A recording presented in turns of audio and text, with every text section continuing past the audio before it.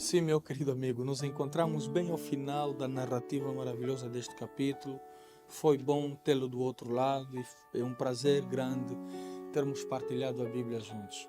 Hoje estaremos lendo o último capítulo deste maravilhoso relato narrado por Lucas.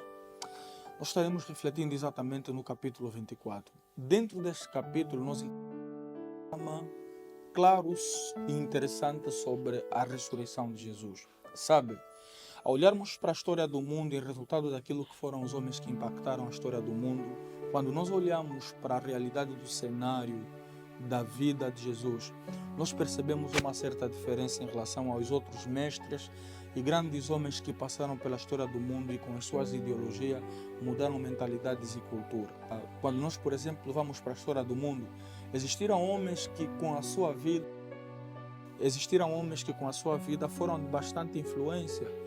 Estaríamos falando, se calhar, de Confúcio, poderíamos talvez falar de Siddhartha Gautama, poderíamos falar aqui também de Mahatma Gandhi, poderíamos falar de muitos homens como Nelson Mandela, poderíamos falar de outros homens que pelas suas ideologias revolucionaram a história e mudaram a cosmovisão do mundo e de muitas culturas.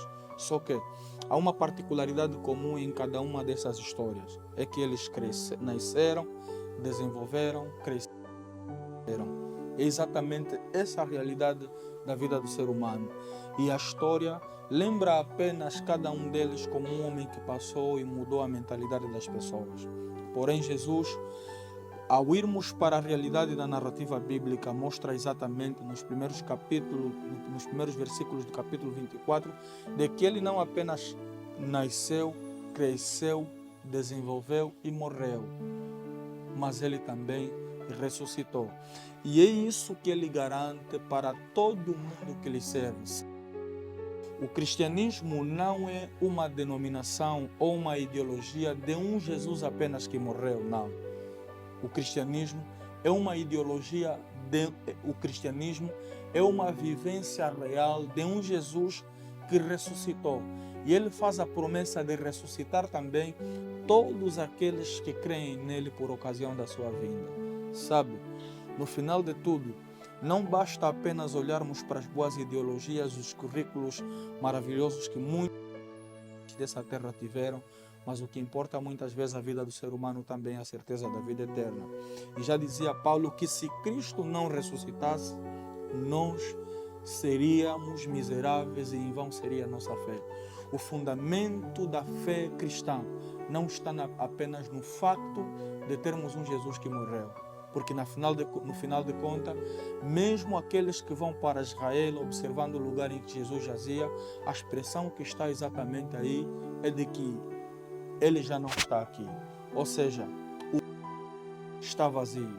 Só que o túmulo ficou vazio, mas o trono dos céus ficou ocupado para que a certeza de salvação fosse exatamente garantida à vida de cada um de nós. Sabe, nós não... A par daquilo que são as ideologias do mundo, se calhar esteja falando para alguém que olha para o exemplo de vida de muitos homens que passaram por essa história e se deleitam em viver e se desafiar a terem estes como exemplo.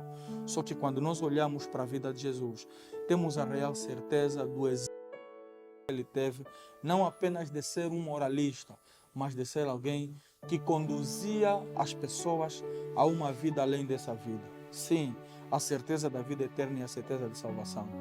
Se calhar esteja falando para alguém que em desespero dessa terra, ao olharmos para a insegurança desse mundo, muitas vezes, ao olharmos também pela fase da vida em que nós nos encontramos e por resposta à realidade da morte, nós tememos o amanhã.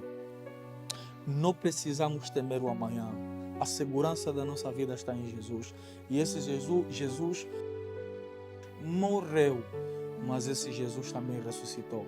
E todos aqueles que creem nele, nascendo, crescendo, desenvolvendo, não apenas morrem, mas eles também ressuscitarão para o encontro com Jesus para toda a eternidade. Essa é a promessa da Bíblia. Essa é a promessa maravilhosa da palavra de Deus.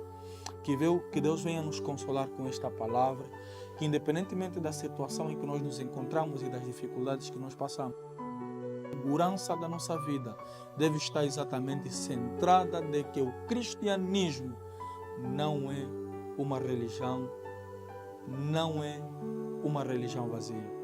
O cristianismo tem seu fundamento naquele que morreu e ressuscitou. E independentemente da vida que passamos, lhe convido a aceitar esse Cristo maravilhoso. Eu gostava de orar especialmente por você. Vamos orar?